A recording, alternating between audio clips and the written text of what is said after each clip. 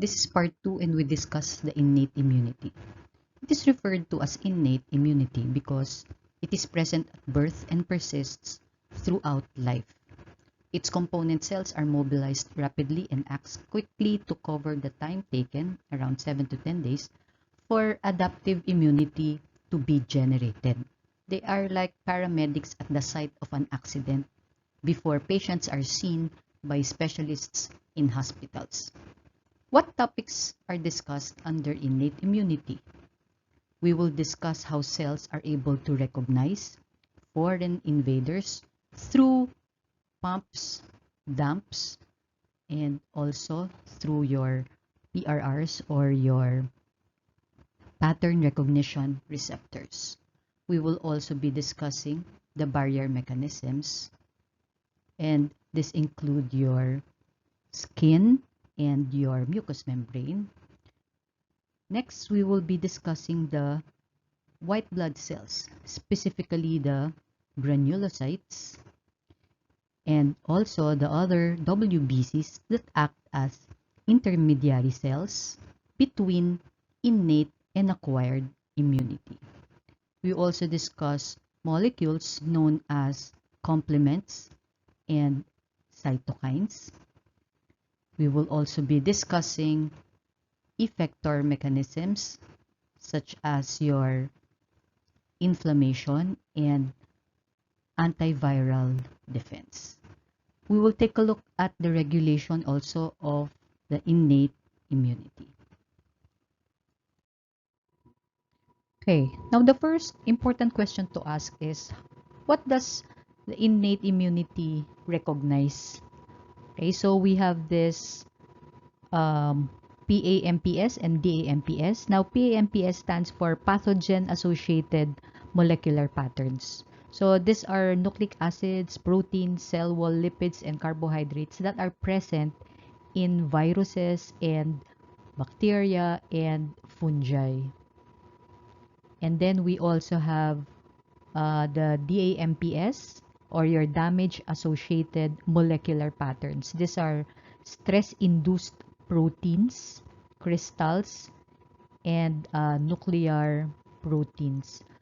They can be produced as a result of cell damage caused by infection or in response also to injury to cells like chemical toxins, burns, trauma, or low blood supply. Now, your PAMPS are often shared by classes of microbes. So they are essential for the survival of your microbes. Now, your DAMPS, they are endogenous molecules, as I have said, that are produced by or released from damaged or dying cells. Okay, in some books, this is known as the danger-associated molecular patterns. Now, the next question to ask is, how are pumps and dumps recognized? Okay, so these are recognized by pattern recognition receptors. Pattern recognition receptors may be soluble. Okay, they may be soluble or they may be cell-associated. So, it is present in most types of cells, especially in phagocytes and dendritic cells. And they are also expressed on cell surfaces and cytosols of cells. So, your pattern recognition receptors will bind to your pumps and your dumps, and they activate the signal activation pathways. And this will promote promote antimicrobial and pro-inflammatory functions. On the cell surface and endosomal membranes of phagocytes and dendritic cells, there are molecules belonging to the TLR family and lectin-like receptors. TLR stands for toll-like receptors. Within the cytosol, there are other types of pattern recognition receptors. These pattern recognition receptors recognize pumps and dumps present on bacteria and viruses. Nucleic acids of microbes that have been phagocytosed by cells are also recognized by PRRs. Shown here is a macrophage, which expresses a number of receptors that allow them to recognize different pathogens. Mannose, glucan receptors, scavenger receptors, bind cell wall carbohydrates of bacteria, yeast, and fungi. Back to the big picture. This is when we discuss the barrier mechanisms and we consider them as part of the innate immunity. It is important to distinguish between skin and mucosal barriers because pathogens may enter the body through a breach in the skin or through mucosal surfaces of the respiratory passages, the gastrointestinal tract, or even the genitourinary tracts. Let's now talk about epithelial barriers. When we speak of epithelial barriers, we refer to the surface area of all tissues exposed to the external environment, and this include the skin and the mucosal tissues of the respiratory passages, intestinal, and genitourinary tracts. The total surface area of all tissues exposed to the external environment is over 400 square meters, but the skin comprises only 2 square meters. Since these are exposed to the environment, they can be portals of entry for microbes. Now, there are several ways by which these barriers work. First is they can work as physical barrier. So they provide physical barrier at multiple levels. So there are tight junctions between cells. There's your keratin, and there's also mucus assisted by cilia and peristalsis, especially true for mucosal tissues. Now, the second is the production of antimicrobial agents in the form of defensins and cathelicidins. Defensins are produced by epithelial cells of the mucosal surfaces, and they are also produced by granule-containing leukocytes, including neutrophils, NK cells, and cytotoxic T lymphocytes.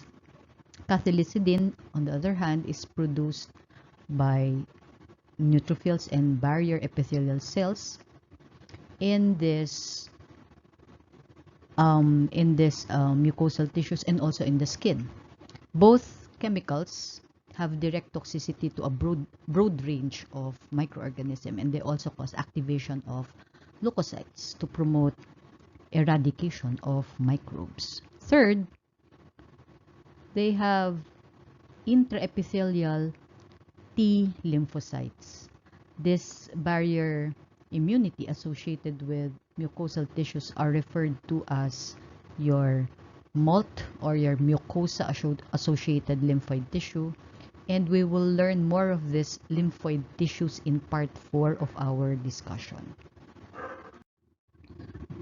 This is the skin immune system. Together with the physical and chemical barriers previously mentioned, commensal organisms are also present on the surface of the skin to provide protection. For those organisms that breach the skin surface, both the epidermis, present underneath the cornified epithelium, and the dermis are well protected by cells of both the innate and the adaptive responses. In the epidermis, there are Langerhans cells and T cells. There are some evidence that the Langerhans cells, which is a type of dendritic cell discovered by a medical student, Paul Langerhans, may be involved in the development of T helper mediated immunity against skin pathogens such as Staphylococcus aureus and Candida, and they are also involved in the induction of immunological tolerance to these commensal microorganisms. In the dermis, the dermal dendritic cells initiate protective responses against viruses involving helper T cells and cytotoxic T cells. Other cells present in the dermis are your NK cells, your macrophages, and mast cells. Now, the dermis has this lymphatic drainage so that these cells may also travel through the lymphatic vessels. Although the skin and mucosal immune systems differ in some important details, they share common features in that the mucosal barriers are also populated by commensal organisms and by innate and adaptive immune cells. Mucosal tissues are associated with specialized lymphoid tissues such as Peyer's patches in the small intestines and isolated lymphoid follicles.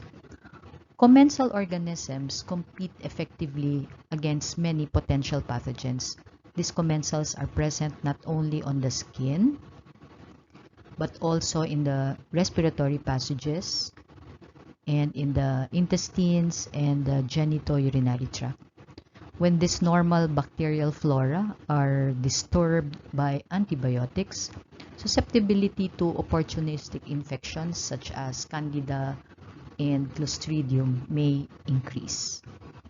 If these microorganisms enter, for example, the respiratory tract, mucus secreted by the membranous lining trap these microbial particles and are removed by movement of cilia, coughing, or sneezing. There is also this rapid passage of air through the turbinates that also help in the removal of particles. Other mechanical factors for protection include the washing action of tears, saliva, and urine. Many of the secreted body fluids contain bactericidal components such as acid in gastric juice, spermine and zinc in semen, lactoperoxidase in milk, and lysozyme in tears, nasal secretions, and saliva. Take note that you also have this low pH in gastric acid and the vaginal secretion that will also offer protection against microorganisms. We now discuss the cellular components of innate immunity. Under innate immunity, we have cells of the myeloid lineage, where we will see the roles of the granulocytes and the monocytes and macrophages. Although RBCs and megakaryocytes also arise from myeloid progenitors, they are not part of innate immunity. Granulocytes are the first responders to infection. These are the neutrophils, eosinophils, basophils, and mast cells. Granulocytes are multilobed nuclei, as we will see in the photos in the subsequent slides. These multilobed nuclei distinguish them from lymphocytes. Granules contain a variety of proteins with distinct functions. Among these are killing pathogens directly, regulation of inflammation, tissue remodeling, and regulation of the activities of other WBCs. You do not have to memorize all these contents of granules. Neutrophils comprise 50 to 70% of the circulating white blood cells, so they are the most abundant. They are also known as PMNs or polymorphonuclears due to the morphology of their nucleus. They are the principal cell type in acute inflammatory reactions. Neutrophils are short-lived. They circulate in the blood for a few hours or up to 5 days before dying. When there is an acute infection, there is transient increase in the number of circulating WBCs, and this is referred to as leukocytosis. Leukocytosis is due to the innate immune cells generating inflammatory molecules that promote the development of neutrophils in the bone marrow and the migration of these neutrophils to the site of infection. Neutrophils swarm to the sites of infection rapidly after the entry of microbes, and they function as phagocytic cells. They live for only 1 to 2 days after entering the tissues and accumulate in pus when they die. We will learn more about phagocytosis and inflammation in the succeeding parts of this lecture. Now listed here are the contents of the granules in neutrophils. Neutrophils also form nets or your neutrophil extracellular traps. Shown in photo is a Klebsiella bacterium entrapped in this neutrophil extracellular trap. These are formed when neutrophils are activated, causing granulolysis and the release of DNA and the granule contents. These traps immobilize and eventually kill extracellular microbes in situ. This occurs within 1 to 2 hours after neutrophil activation. Next granulocytes are the eosinophils, basophils, and mast cells. Eosinophils comprise 1 to 3% of the total leukocytes. They contain granules that stain pink, and they can also be phagocytic, just like the neutrophils. Various membrane receptors and eosinophils include Fc receptors for IgA and IgG, TLRs, and receptors for interleukin 5 and interleukin 3. Basophils show blue staining cytoplasmic granules. Although they are normally not present in tissues because they are in circulation, they may be recruited to some inflammatory sites. And they comprise around less than 1% of the total leukocytes.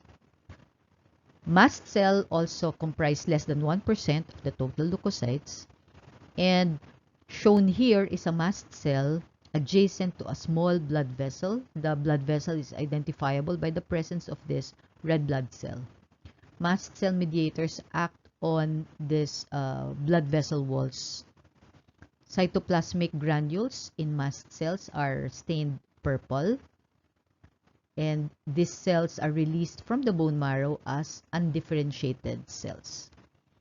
Basophils and mast cells have many structural and functional similarities, one of which is the expression of high affinity plasma membrane receptors for immunoglobulin E, and they are usually coated with these antibodies.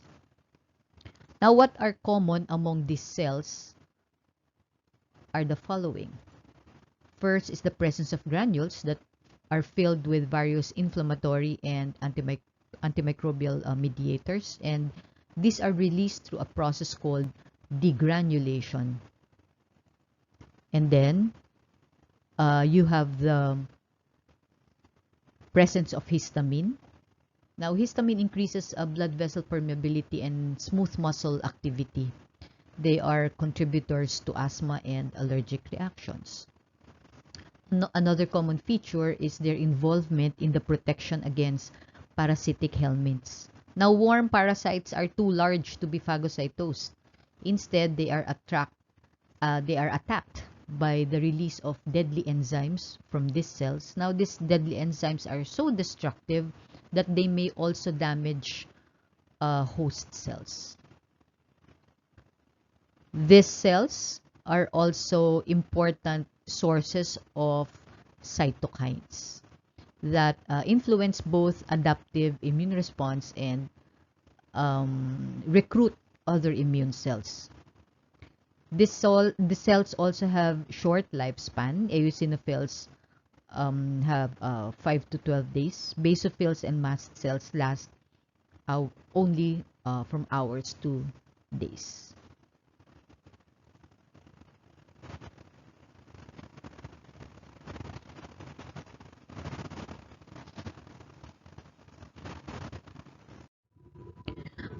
At the turn of the century, engulfment is attributed to two types of cells recognized by Russian zoologist Eli Mechnikov.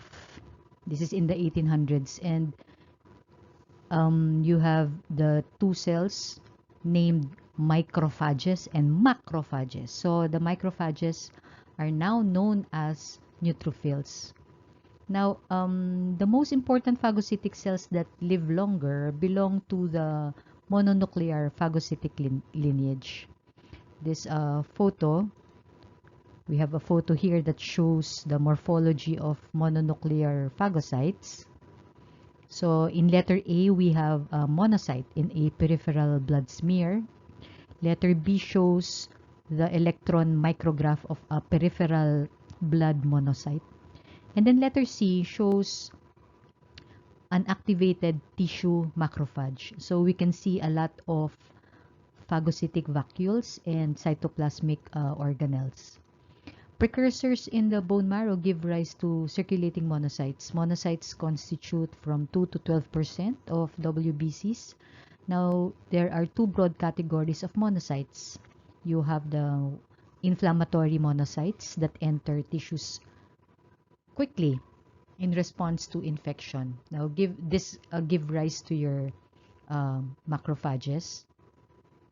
Okay, now macrophages are expert phagocytes or professional phagocytes. They are better than neutrophils. And then the other type of monocyte is your patrolling monocytes that crawl slowly along blood vessels to monitor their repair.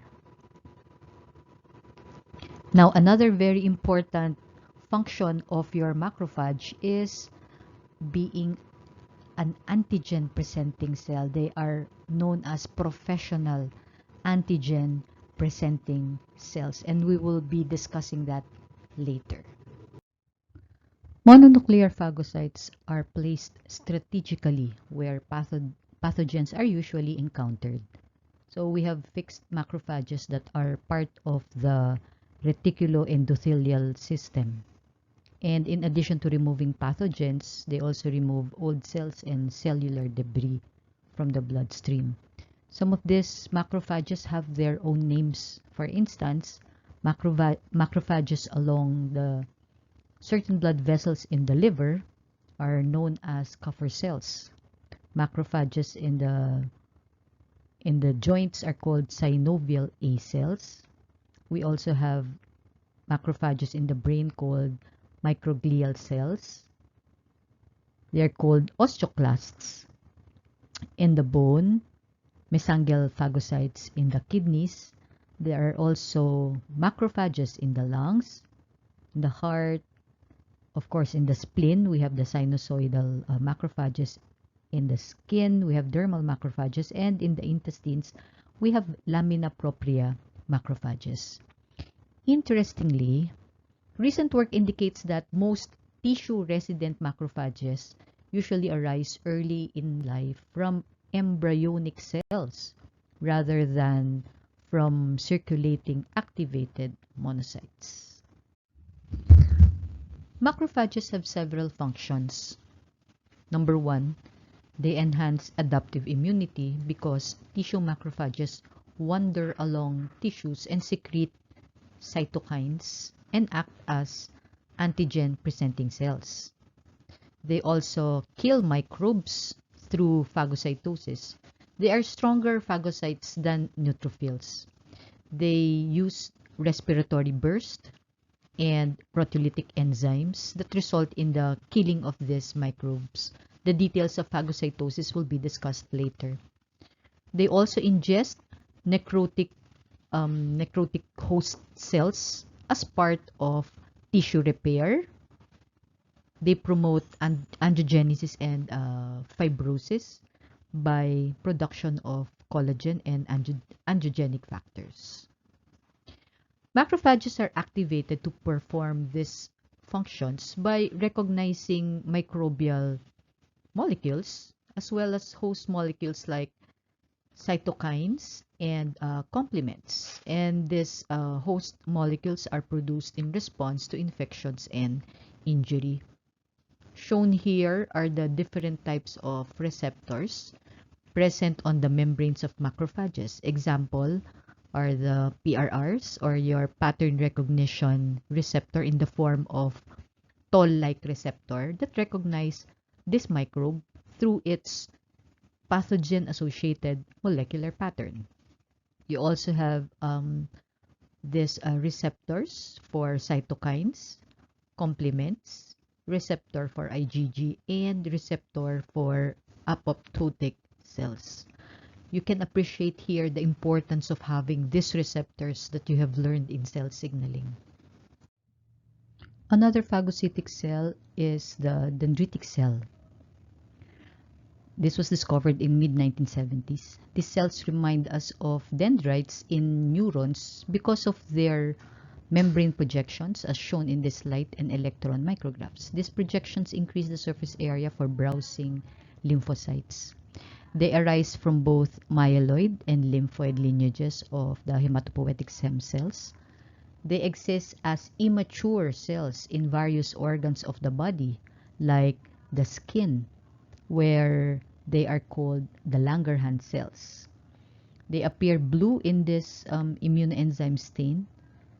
They also exist in the respiratory and the gastrointestinal tracts. Microbial antigens that commonly enter the skin, GIT, and respiratory tracts are captured by dendritic cells, and they are transported to the regional lymph nodes. After these cells phagocytose pathogens, they become mature. On the other hand, antigens that enter the bloodstream are transported to the spleen. In these organs, the captured antigen are presented to naive T cells. Because of this function, they are referred to as APCs, or your antigen presenting cells. What makes these cells professional antigen presenting cells? They are strategically located, they express receptors, and they migrate to T cell zones of lymph nodes. To be able to activate naive T cells, mature dendritic cells are best because they express high levels of peptide MHC complexes, co-stimulators, and cytokines. These are all essential in activating T cells. Therefore, professional APCs initiate not only the innate immune response, but also the adaptive immune response. Their activities are a link, critical link between the innate and adaptive immune responses. How do they form this link between innate and adaptive immune response? DCs are tissue resident, as we have discussed, and circulating cells that detect the presence of microbes and initiate innate immune defense reactions, and they capture microbial proteins for display to T cells to initiate the adaptive immune responses. So far, we have discussed these cells from the myeloid progenitor. These are your neutrophils, eosinophils, basophils, mast cells, monocytes and macrophages, and dendritic cells. The dendritic cells also come from lymphoid progenitor. Now, another cell arising from the lymphoid progenitor is this innate lymphoid cell, which we will be discussing next. We'll be discussing the T cells and the B cells under adaptive immunity. Unlike other lymphocytes, ILCs do not express antigen-specific receptors. They are large lymphocyte-like cells, hence the name lymphoid, with a distinct granular cytoplasm that were identified because of their ability to recognize and kill certain tumor cells and cells infected with herpes viruses. The best studied ILC is the cytotoxic NK cell. These cells have killer cell inhibitory receptors that detect MHC class 1 in normal cells. Tumor cells and virus-infected cells have decreased or absent MHC class 1 expression on their surfaces. Therefore, changes on the surface of virus-infected and tumor cells allow the NK cells to bind to these cells, and upon binding, NK cells kill these infected cells by releasing granzymes and perforins. NK cells also release interferon gamma to protect adjacent cells from infection by the virus, and helps activate the T cell mediated immune response. Again, it's time for your concept check. So here you have the different types of cells, okay, that you have to match it with the appropriate descriptions on the left.